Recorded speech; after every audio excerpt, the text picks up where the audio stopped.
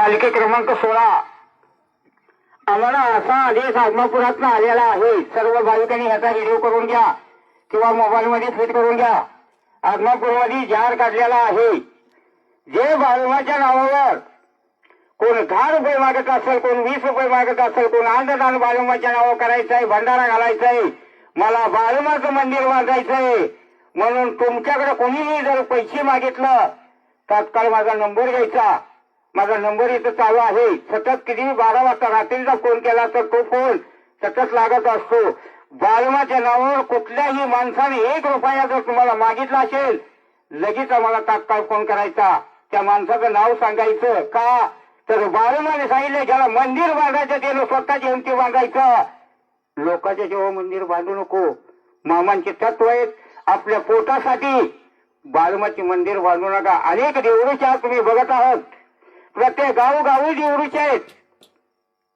आज कीर्तनकार महाराजांनी सुद्धा प्रत्येक गावामध्ये कीर्तन करायला जायचं, मी बाळूमाचं मंदिर बांधले, बाळूमाचं मंदिर बांधतोय, प्रत्येकाने उठवल्यात।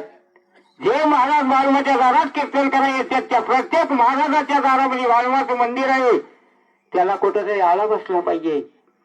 का तरी एक धंदा प्रत्येकाचा झाला तर ह्याचं कोणी गैरउपयोग बाळूमाच्या नावाचा करून जर का केला, तात्काळ त्याच्यावर आदमापूर देवस्थान तक्रार करणार आहे किंवा त्याच्यावर केस पडणार आहे।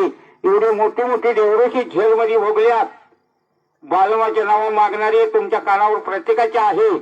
तर हे नवीन कृत्य जर कोण कराल तर तात्काळ त्याला आता जार निघाले आहे, त्या जार प्रमाणे सगळं घडत काढणार आहे। सर्व भाविकांना सूचना, ह्याची प्रत्येक भाविकांनी नोंद घ्यावी। सर्वांना हात जोडून विनंती, ज्याला अन्नदान करायचं आहे त्यांनी आदमापूरला जा किंवा बाळूमाच्या बकऱ्यात घाला। ह्याच्या व्यतिरिक्त कोणी आमचा जरी मेडका एखादा तुम्हाला म्हणला मी बाळूमाची बकरी राखायला मला 10 रुपये द्या, त्याचा सुद्धा लगेच मला अर्जंट फोन करायचा। बाळूमाच्या नावावर आला मागायचं, त्याला एक अर्धी भाकरी द्या, तांब्यावर पाणी द्या। आपण दिल्याला 10 रुपये, बाळूमाच्या नावा मागून येण्याला 10 रुपये, ती कुठेतरी वाईट ठिकाणी जाणार आहे।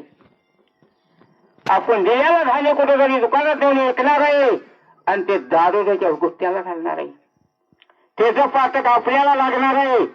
आणि ही करण्यापेक्षा आपण अन्नदान आपल्या हाताने आत्मसात करा, कुठेही करा।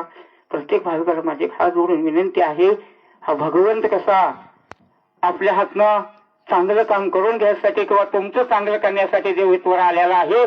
सर्व भाविकांनी त्याची दक्षता घ्या। बोला बोला बोला जय बोले।